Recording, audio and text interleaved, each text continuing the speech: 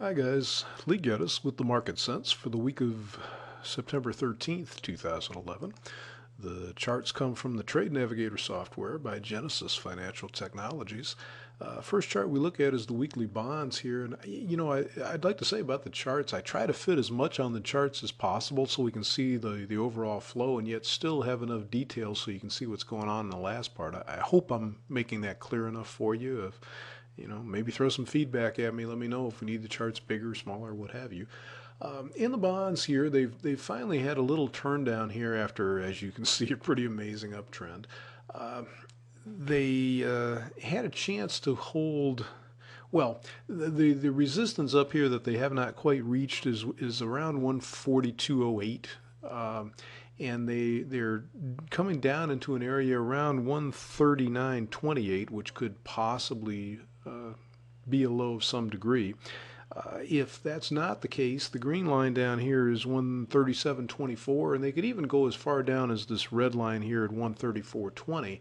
And as you can see, in the overall scheme of things, that wouldn't be much of a retracement. I mean, these old swing highs back here down below 130, and you could certainly see them swinging back down to there and continuing an uptrend. Not that I think they'll continue an uptrend, but they could.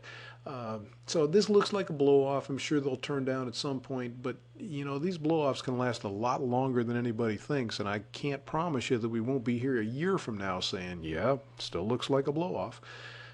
Moving into stocks, we've kind of been sideways for several weeks now. After we had this hard breakdown into early August, they kind of popped back up and just pretty much gone in a sideways motion since then. They are finding, well, first of all, the low for the week, they opened right down around 1135 and came up from there.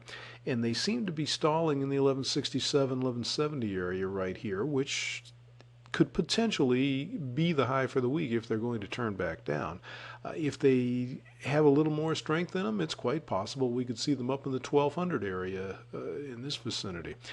It looks to me like we're into 5 weeks now of trying to kind of move sideways from higher off of this low, and we still haven't made it back up to the mid-Keltner channel. We haven't made it back up to the previous swing low that they broke down through.